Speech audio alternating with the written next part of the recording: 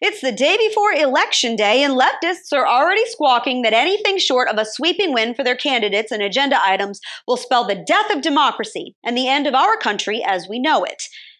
Because here's the simple truth that they don't want to admit. In a nation with over 8% inflation, where you have to take out a home equity line to afford gas, where people are fleeing cities in droves because they're sick of getting shot at in broad daylight, where we are still recovering from 2 years of COVID insanity, from the same pro-science idiots who brought us Drag Queen Story Hour, the left is absolutely terrified that people might vote based on the actual issues affecting their everyday lives instead of some imaginary apocalypse where we're all overrun by Nazis and women are forced into slavery just before we burn up in a global heat wave. According to every single poll, it turns out that Americans care a lot more about the price of bananas than they do about the January 6th hearings. And they're probably going to vote that way.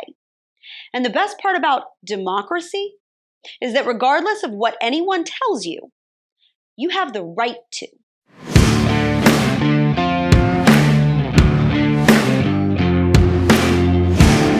With about 24 hours to go before the polls close on November 8th, the left's message to voting Americans seems to be that if we value the right to vote for the candidate of our choice, we must vote for the candidate of their choice.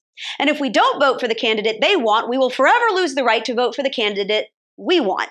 After all, the only way to preserve our democracy is to do exactly what they tell us, or else we must not care about the right to make our own choices. A majority of Americans believe that democracy is under threat. Democracy on the ballot, it's not just a slogan. I'm wondering whether this puts America into the fast lane towards illiberal democracy. We will wake up the morning after Election Day. We might not even call it that anymore in 2 years. The future is not Republican Party, so they have to cheat. And if you don't vote for a leftist with $7 trillion worth of social justice reforms, you're a racist.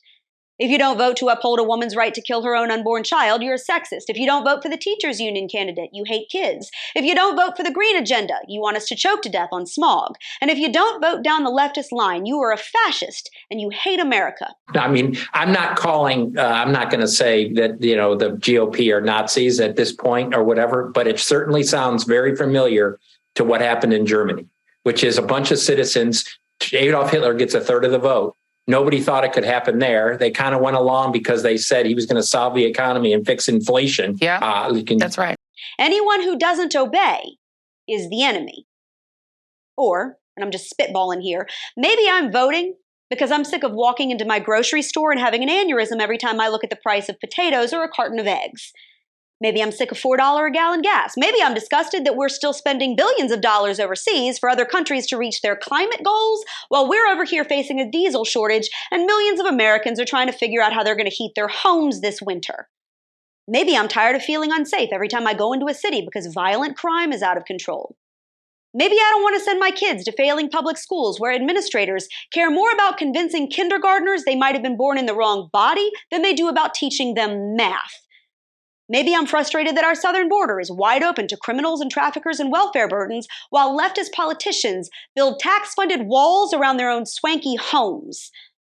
Maybe I'm madder than a hornet that liberals now want us to declare a pandemic amnesty so we forget all about the rampant lies they shoved on us for 2 straight years while kicking kids out of classrooms, slapping snotty rags on toddlers, bankrupting businesses, and forcing old people into nursing homes to die alone.